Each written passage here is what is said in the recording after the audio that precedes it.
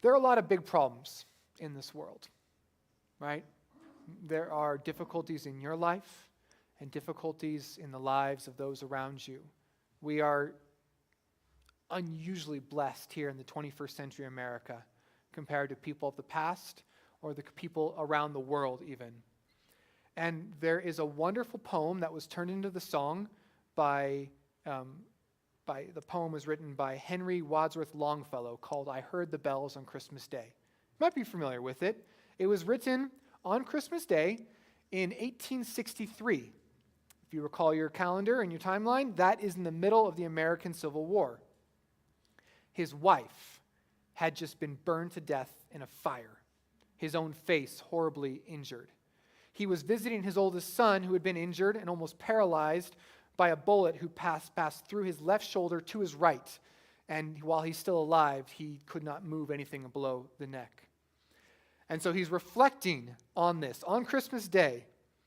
And he writes, I heard the bells on Christmas Day, their old familiar carols play, and wild and sweet the words repeat of peace on earth, goodwill to men. Right? Peace on earth, goodwill to men. But in despair I bowed my head. There is no peace on earth, I said. For hate is strong and mocks the song of peace on earth, goodwill to men. All right, he just noticed like this is mocking. This current world mocks this idea.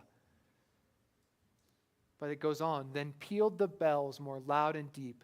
God is not dead, nor doth he sleep. The wrong shall fail, the right prevail, with peace on earth, goodwill to men. May we remember that Christmas morning, when Jesus was born, is just part one of the story. Now, was he actually born on Christmas morning? Not necessarily, but that's just part one. Part two is the resurrection. Jesus came and died and rose again. But may we not forget part three, the glorification.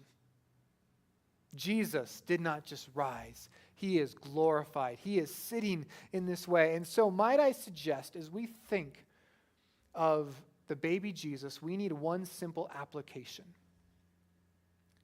We are to become like him.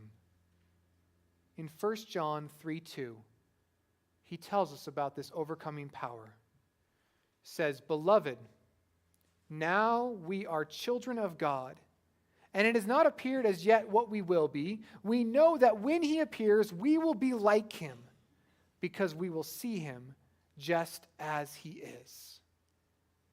What a glorious day. When we see this Jesus, not only will he say you are forgiven, one day he will make you morally without any sin. Intellectually, you will have no falsehood or error.